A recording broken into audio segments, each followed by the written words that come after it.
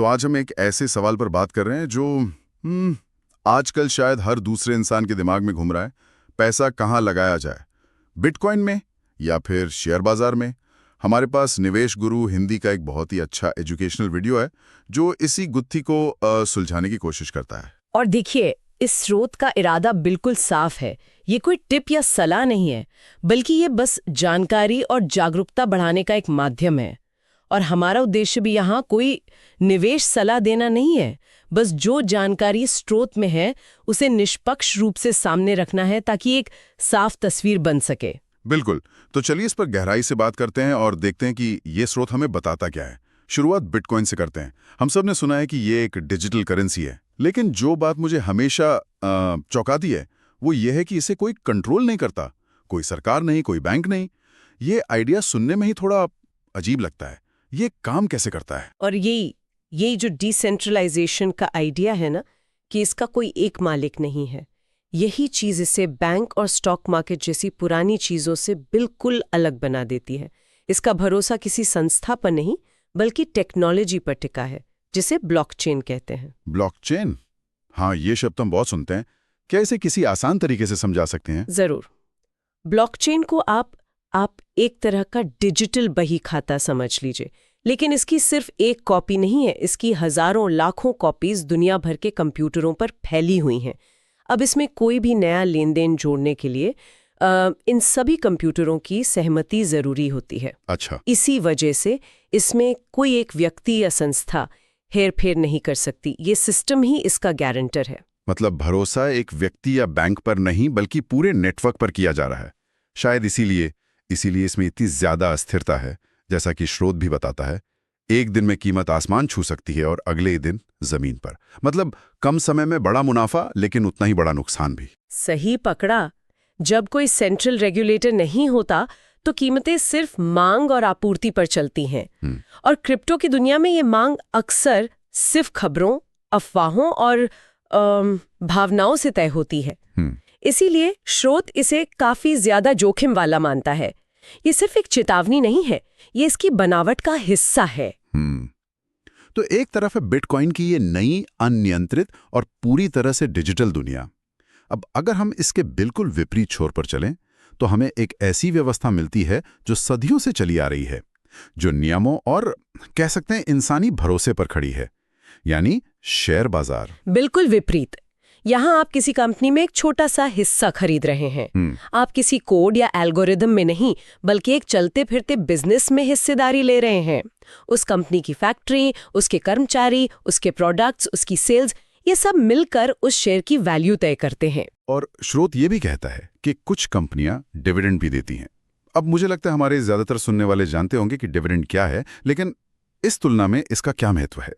इसका बहुत गहरा महत्व है। शेयर से मिलने वाला डिविडेंड उसे एक प्रोडक्टिव एसेट बनाता है।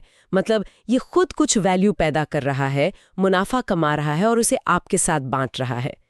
बिटकॉइन के साथ ये मामला नहीं है। वो खुद से कुछ पैदा नहीं करता। उसकी वैल्यू सिर्फ इस उम्मीद पर टिकी है कि कोई और भविष्य में उसे आपसे ज्यादा कीमत पर खरीदने को तैयार होगा। ये एक बहुत ही बुनियादी फर्क है। हाँ, ये तो बहुत बड़ा अंतर है। लेकिन एक मिनट, जब हम कहते हैं कि शेयर बाजार कंपनियों के प्रदर्शन पर टिका है, तो क्या ये पूरी तरह सच है? हमने 2008 में देखा है कि कैसे भावनाएं और अटकलें पूरी अर्थव्यवस्था को डुबो सकती हैं। क्या ये भरोसे का आधार उतना भी ठोस है जितना हम मानते हैं? ये एक बेहतरीन सवाल है। नहीं, बिल्कुल नहीं। ये पूरी तरह ठोस नहीं है। शेयर बाजार भी इंसानी भावनाओं, लालच और डर से चलता है। लेकिन फर्क ये है कि यहाँ एक बेस लाइन होती है, एक आधार रेखा। अगर बाजार बहुत ज्यादा गिर भी जाए, तब भी उन कंपनियों का अस्तित्व बना रहता है, उनका व्यापार चलता रहता है, उनके पास वास्तविक संपत्ति होती है।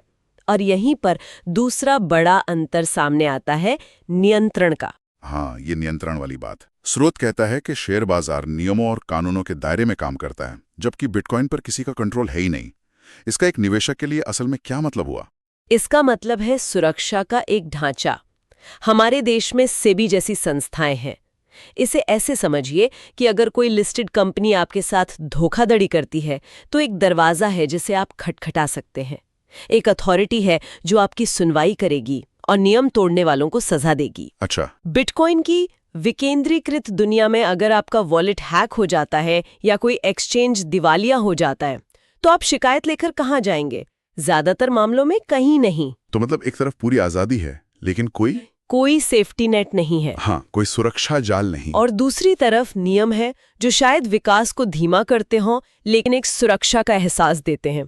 ये तो एक क्लासिक दुविधा है। बिल्कुल। और यही दुविधा हमें दोनों के बीच के एक और बड़े फर्क पर ले आती है जिस पर स्रोत ने भी जोर दिया है, समय अवधि।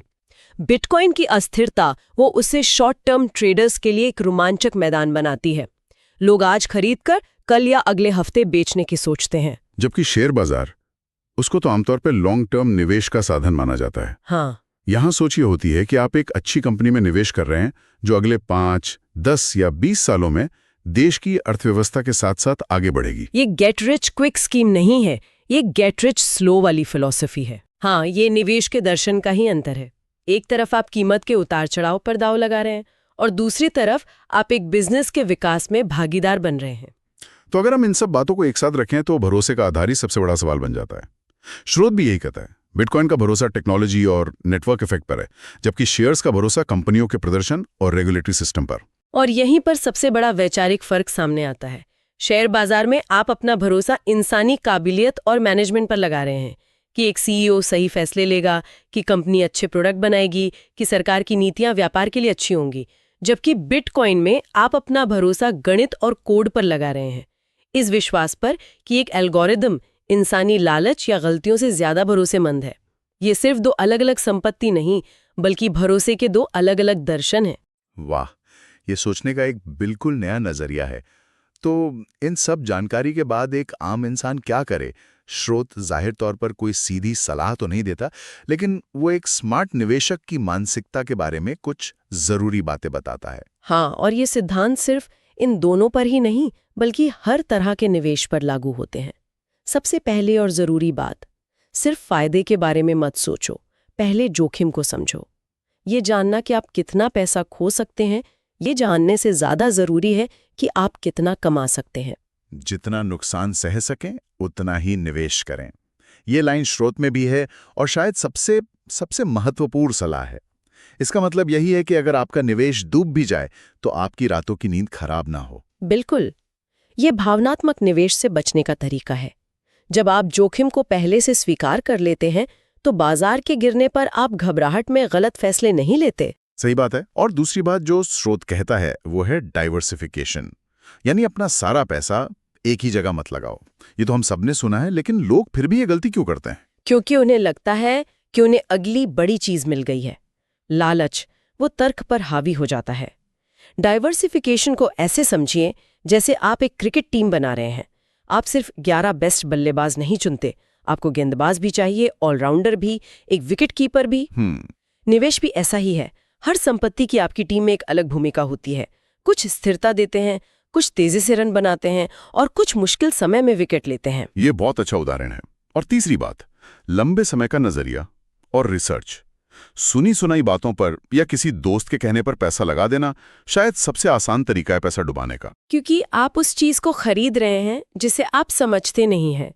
जब उसकी कीमत गिरेगी तो आपको पता ही नहीं होगा कि उसे बेच देना चाहिए या और खरीदना चाहिए, क्योंकि आपको उसके असली मूल्य का कोई अंदाजा ही नहीं है। रिसर्च आपको यही आत्मविश्वास देती है। तो अंत में स्रोत इस बात पर जोर देता है कि सही निवेश की कोई एक परिभाषा है ही नहीं।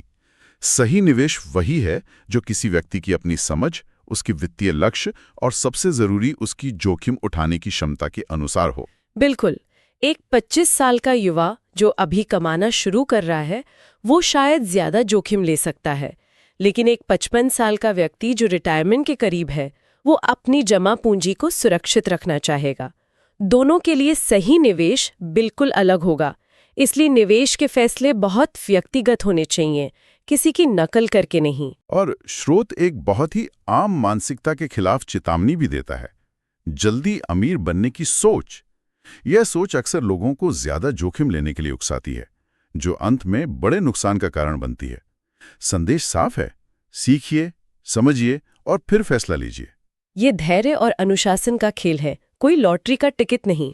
तो आज हमने निवेश गुरु हिंदी के स्रोत के आधार पर बिटकॉइन और शेयर बाजार के बीच के फर्क को सिर्फ सतह पर नहीं बल्कि उनकी बुनियाद में जाकर समझा। ये सिर्फ दो विकल्पों की बात नहीं है, ये जोखिम, नियंत्रण, समय और भरोसे के दो बिल्कुल अलग-अलग मॉडल्स की बात है। हाँ, ये चर्चा हमें इन दोनों संपत्तियों के भरोसे की बुनियाद पर सोचने के लिए मजबूर करती है। एक तरफ टेक्नोलॉजी और कोड पर आधारित एक विकेंद्रीकृत भरोसा है जिसकी कोई केंद्रीय सत्ता नहीं है, तो दूसरी तरफ इंसानों द्वारा चलाई जाने वाली कंपनियों के प्रदर्शन और एक विनियमित प्रणाली पर आधारित भरोसा है। और दोनों ही तरह के भरोसे की अपनी अपनी कमजोरियां हैं। कोड में बग हो सकता है और इंसानी मैनेजमेंट में लालच आ सकता है। बिल्कुल सही। तो यहाँ हम एक विचार के साथ छोड़ जाते हैं। भविष्य में समाज का भरोसा किस पर ज्यादा मजबूत होगा?